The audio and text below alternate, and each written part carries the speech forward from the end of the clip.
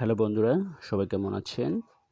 তো অনেক দিন পরে আবারও লঞ্চ ভ্রমণ করব। তো আমরা এখন আছি লঞ্চ ঘাটে।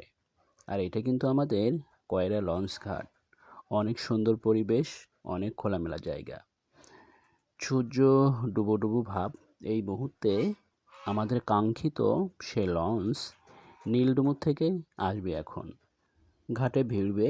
এরপরে আমরা কিন্তু উঠব এই লঞ্চে।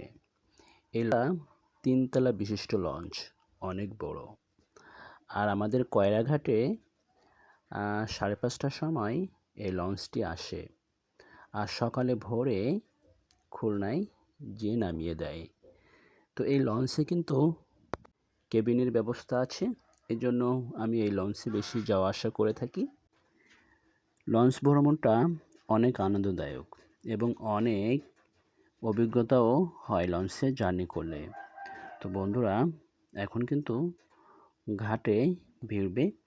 তো যখন ঘাটে থাকবেন একটু সাবধানে থাকবেন, কিছু ধরে রাখবেন, কারণ লঞ্চ কিন্তু অনেক জোরে ধাক্কা দেয়। তো আমাদের লঞ্চে সবাই ধারাবাহিকভাবে উঠছে।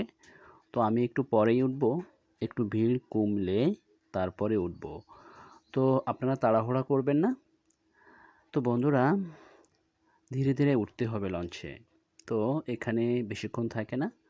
তো লঞ্চ কিন্তু এখন ছেড়ে দিয়েছে খুলনার উদ্দেশ্যে। আমাদের কয়রা লঞ্চ ঘাট কতই না সুন্দর দেখাচ্ছে। আর লঞ্চ কিন্তু তার আপন গতিতে সে চলছে খুলনার উদ্দেশ্যে।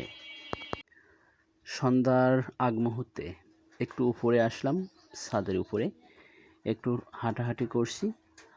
আর অনেক খোলামেলা জায়গা, অনেক সুন্দর বাতাস। আর ছাদের উপরে হাঁটতে কিন্তু অনেক ভালো লাগে। লঞ্চ জার্নিটা অনেক সুন্দর এবং অনেক অভিজ্ঞতা এনে দেয় লঞ্চ জার্নি করলে। তো বন্ধুরা, খুব সুন্দর ছিল এই পরিবেশটা। আর চারি সাইডের গ্রামগুলা অনেক সুন্দর দেখাচ্ছিল। মাগরিবের আজানের মুহূর্তে অনেকে নামাজ পড়ার জন্য ছাদের উপরে আছে। আজান দেওয়ার সঙ্গে সঙ্গে তারা নামাজ পড়বে। তো বন্ধুরা, আমি কিন্তু খুলনায় চলে আসলাম। এটা হচ্ছে ময়লাপোতা মোড়। তো আমরা এখন অটোয় করে যাচ্ছি আমাদের গন্তব্যে। তো সকালে একটু খাওয়া দাওয়া করে নিলাম হোটেলে। পরোটা আর ডিম, সবজি, ডাউল এগুলাই দিয়েই সকালে নাস্তাটা কমপ্লিট করে নিলাম।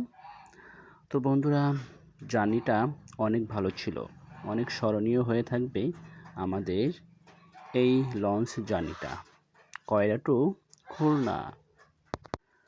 তো সবাই ভালো থাকবেন, সুস্থ থাকবেন। আল্লাহ হাফেজ সবাইকে।